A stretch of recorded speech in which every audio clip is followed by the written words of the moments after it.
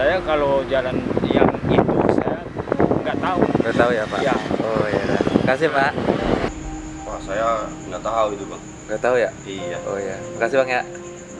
Oh, kurang begitu paham sih bang kalau masalah hukum. Oh gitu ya. Udah. Makasih Bang ya. Ya ya. Nggak tahu bang. Nggak tahu ya? Iya. Oke, makasih Bang. Nggak tahu sih gitu-gitu. Nggak tahu.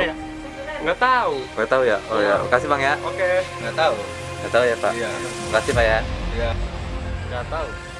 Nggak tahu ya?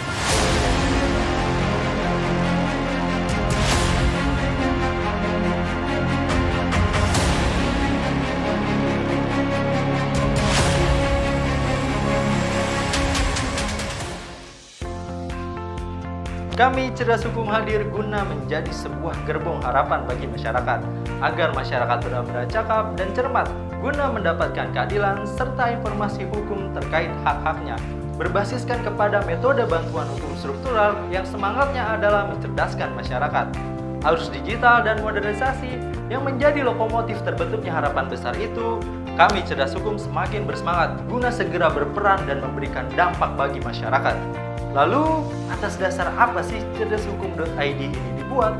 Karena tidak teraksesnya keadilan bagi masyarakat menjadi polemik besar jati diri Negara Kesatuan Republik Indonesia yang sejatinya adalah negara hukum.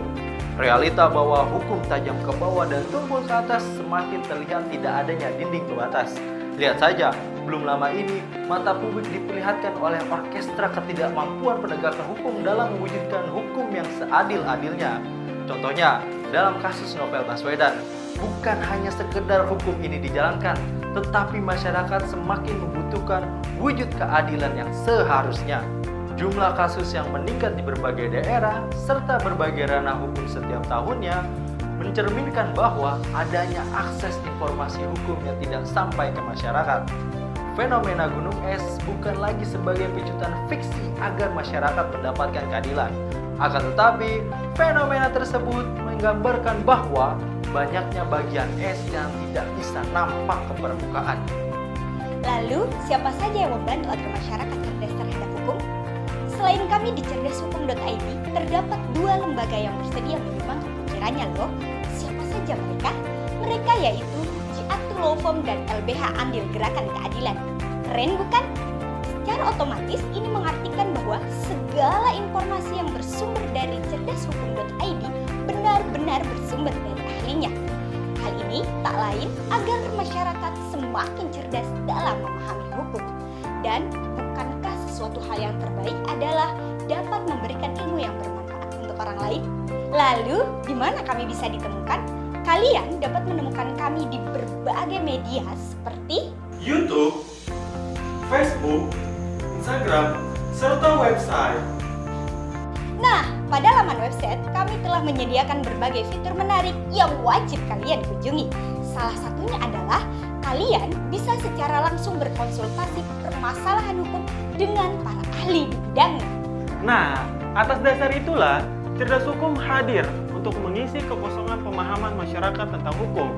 Juga agar masyarakat bisa memanfaatkan kemajuan teknologi dengan mengakses sesuatu hal yang bisa menambah ilmu pengetahuan. Nah, teruntuk pada laman YouTube, permasalahan hukum yang kami sajikan membahas tentang yang pertama, perempuan dan anak.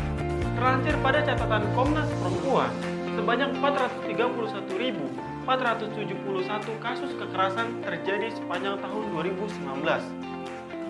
Sedangkan data yang masuk pada Komisi Perlindungan Anak Indonesia di tahun 2019 sebanyak 1.192 laporan terkait kasus kekerasan yang dialami oleh anak di bawah umur. Banyaknya kasus kekerasan yang terjadi pada perempuan dan anak tersebut membuat kami tergerak untuk memberikan pemahaman kepada korban maupun calon pelaku kekerasan khususnya agar tidak ringan tangan dan memikirkan dampak ke depannya bagi si korban. Hal ini tentu menjadi dasar yang sangat penting bagi kami untuk memberikan pemahaman tentang dampak dan juga hukuman bagi si pelaku. Yang kedua, tenaga kerjaan. Hal ini penting sob. Kenapa? Karena masih banyak para pekerja yang belum mengetahui hak dan kewajibannya sebagai pekerja. Yang ketiga, hukum baru. Begitu banyak peraturan baru yang dibuat oleh pihak berwenang, maka tak elok jika tidak kami sertakan dalam pembahasan, agar masyarakat tahu dan cepat tanggap peraturan apa saja yang sudah diperbarui. Yang keempat, pidana umum. Nah, ini pasti sudah tidak asing lagi dengan pembahasan yang satu ini. Yes, kalian akan lebih banyak tahu model atau contoh kasus pidana yang terjadi di Indonesia serta cara penanganannya. Yang kelima, kepailitan.